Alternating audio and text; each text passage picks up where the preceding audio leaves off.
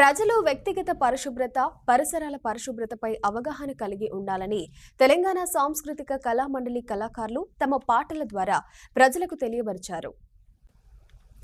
జిల్లా కలెక్టర్ రాహుల్ శర్మ ఆదేశాల మేరకు మహాదేవ్పూర్ మండల కేంద్రంలో తెలంగాణ సాంస్కృతిక కళా మండలి కళాకారులు మరుగుదొడ్ల నిర్మాణంపై, ఓటు హక్కుపై పాటలు పాడి అవగాహన కల్పించారు. విలువైన ఓటు హక్కును డబ్బుకు అమ్ముకోవద్దని అన్నారు.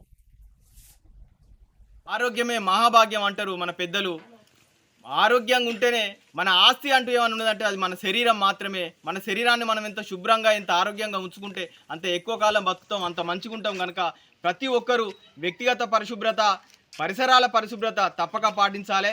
దాంతోటే మనం రోగాల బారిన పడకుండా మనకు ఎంతో కొంత ఆదా అవుతుంది. లేకపోతే హాస్పిటల్ పాలైతే వేల లక్షల రూపాయలు కూడా పెట్టిన సందర్భాలు ఉన్నాయి. మన రోగాల బారిన పడి దోమలు కూడా విపరీతంగా పెరుగుతున్నాయి. కనుక ప్రధానంగా ఇంటి పరిసరాల్ని పరిశుభ్రంగా ఉంచుకుంటేనే మనకి దోమల నుండి కొంత నివారణ అనేది మనం చేయగలుగుతాము. కొబ్బరి బోండాలల్లా ఖాళీ పాత టైర్లు కానీ, ఖాళీ కుండాలు కానీ, లేకపోతే ఇంటి చుట్టుపక్కల ఏమైనా మురుగునీటిని కానీ ఉండకుండా చూసుకోవాలి. వాటిలలో దోమలు గుడ్లు పెట్టి పిల్లలు చేసి అవి అంతటికి వ్యాపిస్తాయి. దాంతో మనకు డెంగ్యూ, మలేరియా రోగాలు వస్తాయి.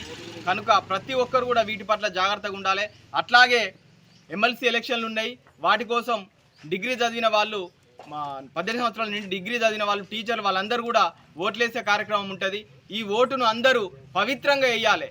ఓటును వాళ్ళు కొంటే మనం అసలే అమ్ముడు పోవద్దు. ప్రతి ఒక్కరు కూడా డబ్బుకు కానీ, మద్యానికి కానీ, మాటలకు కానీ మోసపోకుండా నిజమైన నాయకుడు ఎవరైతే మనకు అనిపిస్తారో, మనం నమ్ముతామో, ఇతను మాకు ప్రజలకు సేవ చేస్తాడని అనుకుంటామో అతన్నే ఎన్నుకోవాలి. ప్రతి ఒక్కరు కూడా ఖచ్చితంగా ఓటు వినియోగించుకోవాలని చెప్పి మా జిల్లా కలెక్టర్ గారు మరియు మా డిపిఆర్ఓ గారి ఆదేశాల మేరకు తెలంగాణ సాంస్కృతిక సారథి శిరీష కళా బృందం ఈరోజు ఈ గ్రామానికి రావడం జరిగింది.